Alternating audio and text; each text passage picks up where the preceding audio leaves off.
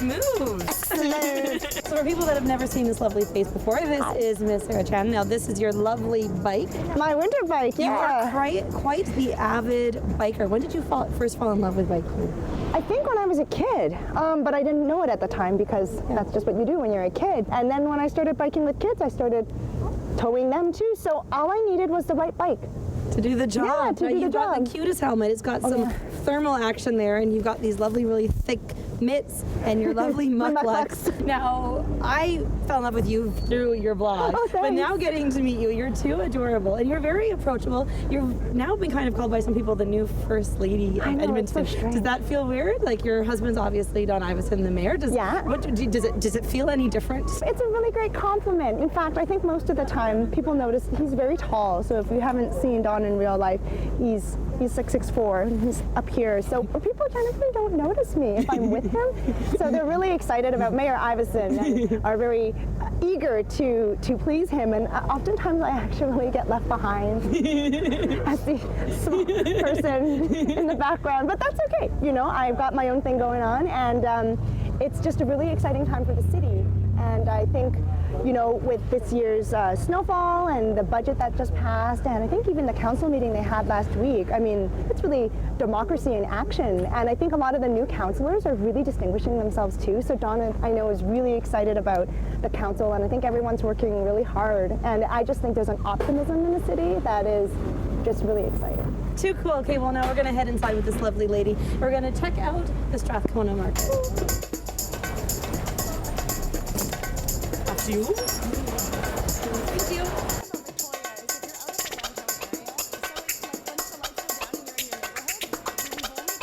Look at these, are so sweet for like a holiday. Okay, Sarah, so we've moved inside. It's nice and cozy and warm in here. We're at the Strathcona Farmers Market. Now, you're a big supporter of people going out and buying local goods, eh? Look at all the different people, and it's a Saturday outing with the babies and the kids, and I just think it's great to be able to find unique local things and make meals for your family and your friends. Now, sometimes it's hard when you're trying to think of how am I going to do this? What am I going to make when I head home? But you and your girlfriend came up with a great idea. You guys created a fun cookbook yourselves. Yeah, well, it's what we do all the time. We ride our bikes around and we pick up groceries, and then we would cook together all the time. So we figured, why not formalize this process and get it down in writing before we become too old to ride around and cook for ourselves.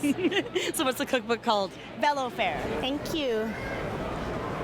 Cheers. Too late. So how did you and Don meet again? He was my editor at the newspaper, at the university, at the Gateway newspaper. And he was in second year and I was in first year. And he was my managing editor, which is the area of the paper that deals with like opinions and that kind of thing. So is he still editing you? Is he editing your blog at all, or no? No, he has no such time for this sort of thing. But I'm sure if he had enough time, he would love to edit me all the time. But he's very good, actually. So we just took a little stroll from the Strathcona Market.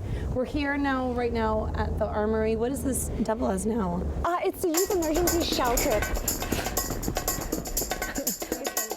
So Sarah, we've come inside to this really special place, and now we're standing in front of Richard's reading room. So what do you have here today? I've got the series of the Philip Pullman's His Dark Materials, which is my favorite fantasy kind of young adult readers series. And when I was here a month ago for Richard's one-year anniversary opening of the reading room, I was approached by one of the volunteers about making a donation of a book to the reading room. Such a touching story, especially at this time of year. So why did you open the reading room? Well, so our son Richard passed away in January 2nd of 2012. And Richard was a reader. When he died so tragically, I knew I had to do something meaningful with that collection of books. And I don't know how or why, but it popped into my head. And I contacted them to see whether they would be interested in creating a little reading corner. Well, thank you. I'll let you give the books over. I think there's a little bit of a ritual, right? We got to put the name tags and everything on them. I That's made next time. one, but now there's an extra 2, which is perfect because I only had one, but there's actually 3 titles in the series. So what a serendipitous. Perfect. Excellent. And I actually have a yes donation from Don, because Don's been donating since he was 5. His aunt and uncle used to do it on his behalf. And so it's the one charity he's been donating to every year since forever, and now we're adults and we've continued to do it. And when I said I was stopping by, he said, "Oh, here, save me a stamp." So yeah, we'll do this stuff. And it's from Dexter and Alice. Oh. Yeah, for my babies. You know, I think one of the things that's so great is that now Edmontonians, you got to know a little bit more about this little First Lady, Miss Sarah Chan. And then you're going to head off home now, and then the day continues. You're going to head off on your bike. Yep, I'm gonna head off my bike, and then I'll meet up with Mayor Don later, and we've got some work to do and functions to attend, and that's life. Yeah. Thank you so much. Thank you. Right. Thanks. Bye-bye. Drive safe. Thanks. Ride safe. Oh, look, a bunny.